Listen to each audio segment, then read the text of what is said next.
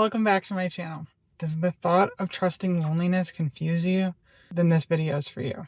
Hi, I'm Sandy. Well, I'm recording this the day after Christmas, and I did nothing. I planned to be random on Christmas. I had no plans. I knew my daughter was going to come home later in the evening, but I was going to be basically by myself for over 24 hours from like Christmas Eve, which I did something so fun and different. It was just totally random. I went for a walk by the lighthouse. I'll post a picture. In Wisconsin, and in December. It was almost 40 degrees. I had so much fun. This great song came on, and I just put it on repeat on YouTube, and I just kept on watching it. And for some reason, it made walking in slightly icy situation. You don't want to fall into Lake Michigan. So I was a little careful about that section. But anyway, I had so much fun, and I was all by myself. I had a slight sinus headache Christmas Eve night, and then there Christmas Day. So it wasn't horrible. It forced me, all that to say, it forced me in a way to completely relax. The other thing I wanted to share that goes along with this is conditioning.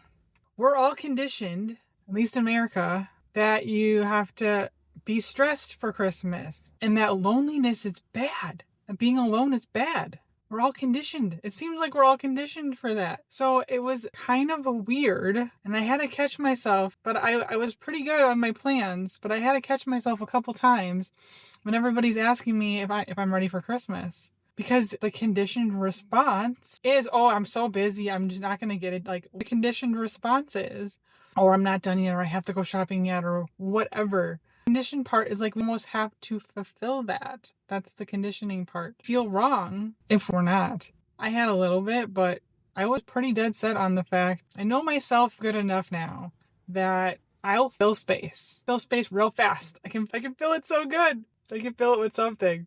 But I made a promise to myself, finishing up school for like, I want to say close to almost 7 years or so. I've been trying to eliminate stress. Eliminate as much as I humanly can. I kept on asking when I was on fire for Jesus. I kept on asking, like, Lord, like, tell me, show me. And that's one of the top reasons I retired from hairdressing. It was abundantly clear that I had to go. I love Natalie Huffman's explanation. I think it can be applied to anything stressful, anything super life-changing. It's kind of like labor, like the baby just doesn't fly out. Or earthquakes, you can think of it both ways, like it's a pre-warning or pre-exercise. And a couple times where I was so close of getting divorced years and years ago. Kicked him out a couple times. I kicked him out a lot of times, but like the big ones. In those times of loneliness, I guess my question to you would be, if loneliness scares the bejesus out of you, what is so scary about it? The reason why I ask that is because the reason why I'm having trouble with words is because I've gotten so comfortable with myself and being alone that I can't even, it's just not there. I remember one time where but I had to work on so much. I was sort of newly married. I don't think we were married for a year. That was a long time ago. But I still remember that feeling. It's dark and empty and hard. I think it's our body's way or our mind's way of telling us things or warning or making those early contractions if we're not in alignment with where we have to go next, or or the thing we came to learn, the thing we need to remember, whatever our journey looks like.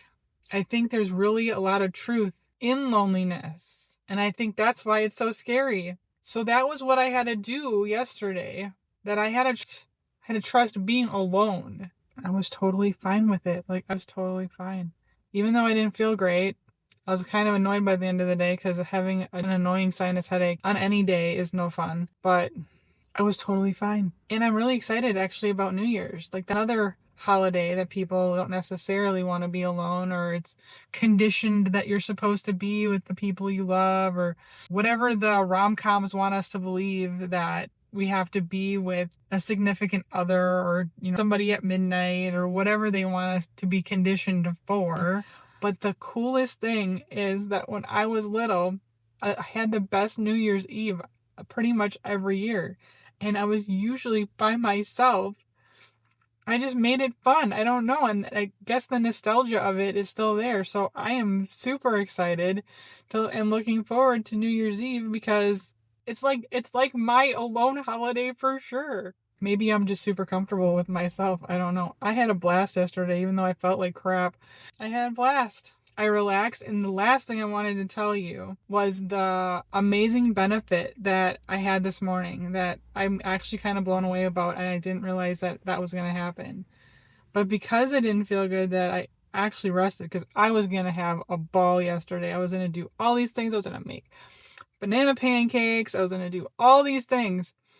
But let me tell you, when you have a sinus headache, you really don't want to make banana pancakes. And I didn't have any bananas. So whatever. I'll just eat my soup I made the day before. No big deal. The coolest thing that happened this morning, my body, not just my head, but my whole body felt so much better by resting yesterday.